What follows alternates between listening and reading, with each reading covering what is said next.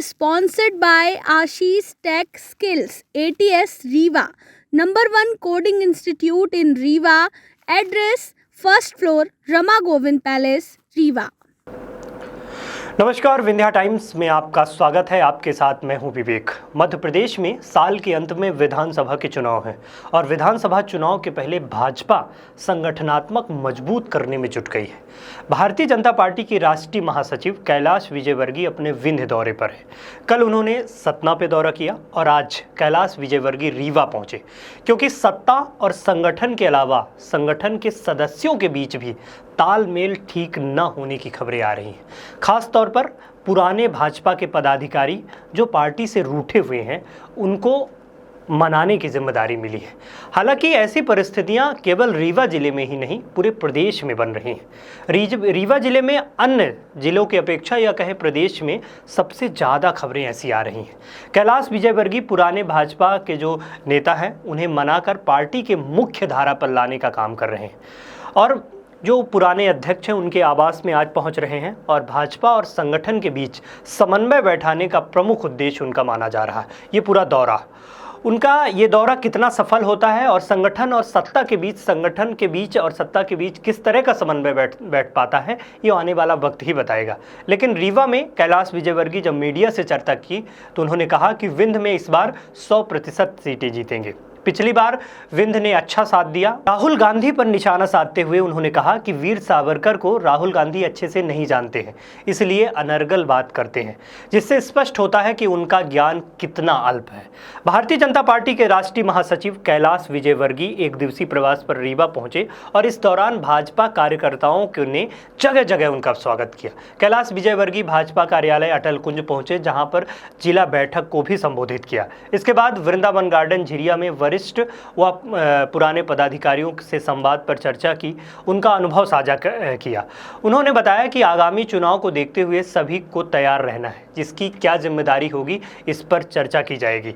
पत्रकारों के सवाल का जवाब देते हुए उन्होंने कहा कि हमारे लिए सारा देश महत्वपूर्ण है, लेकिन चुनाव की नज़र से देखें तो विंध्य पिछले चुनाव में अच्छा साथ दिया था और इस बार जो माहौल दिख रहा है उसके अनुसार 100% सीटें हम विंध्य से जीतेंगे।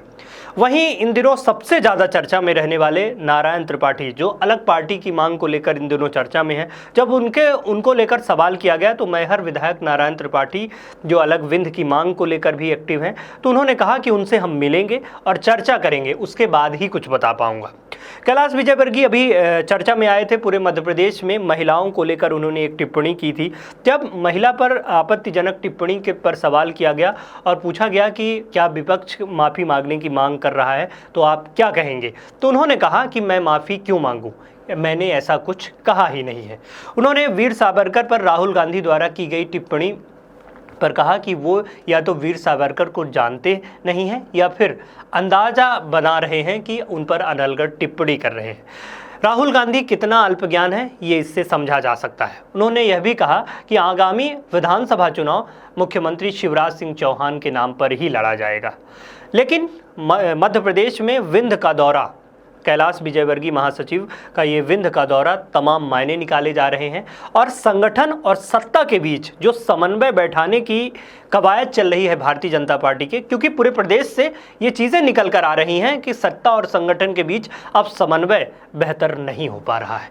विंध्य का ये दौरा कई मायने निकाले जा रहे हैं, कितना ये सफल होता है ये आने वाला वक्त ही बताएगा। लेकिन कैलाश विजयवर्गीय ने तीखी प्रतिक्रिया दी है और राहुल गांधी पर उन्होंने निशाना साधा है। विंध्य कितना महत्वपूर्ण है, लगातार दौरे हो रहे हैं जी, विंध्य कितना महत्वपूर्ण है 2023 चुनाव? देखिए, हमारे लिए सारा देश महत्वपूर्ण है, सारा प्रदेश महत्वपूर्ण है और चुनाव की दृष्टि से यदि हम देखें तो विंध्य ने तो पिछली बार बहुत हमारी मदद भी की है और अभी भी विंध्य के अंदर जो माहौल है वो भारतीय जनता पार्टी 100% पूरे विंध्य से जीतेगी।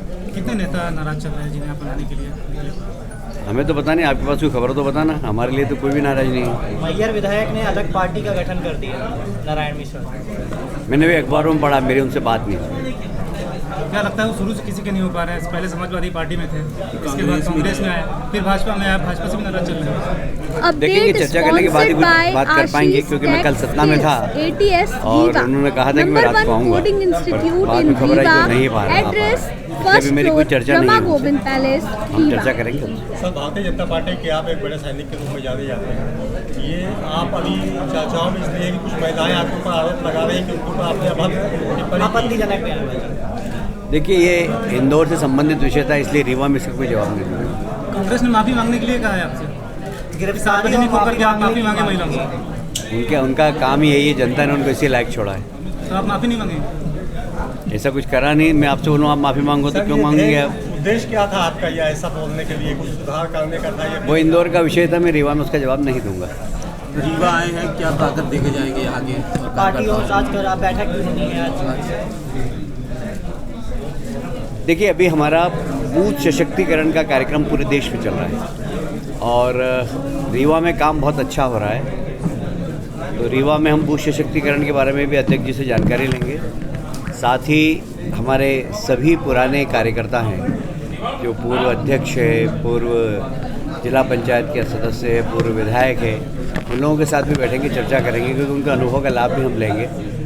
आने वाला चुनाव में उनकी भूमिका क्या हो, ये उनसे ही पूछेंगे और सबको चुनाव में लगाएंगे, क्योंकि अभी लगातार 2 चुनाव है। विधानसभा का चुनाव ही है, उसके बाद 24 में लोकसभा का चुनाव है। हमें विधानसभा में तो सरकार बनानी ही है, पर केंद्र में भी एक बार फिर से मोदी जी का नेतृत्व में भारतीय जनता पार्टी की सरकार बने, इसका हम प्रयास करें। वीर सावरकर जी के पोते ने राहुल गांधी जी के खिलाफ थाने में शिकायत की है, बार बार उनके द्वारा वीर सावरकर जी को लेकर बयानबाजी की जा रही है। हाँ, मैंने भी मीडिया के माध्यम से पढ़ा है कि उन्होंने शायद FIR की है। राहुल गांधी शायद सावरकर जी के बारे में जानते नहीं है, जान के अनजान बन रहे हैं।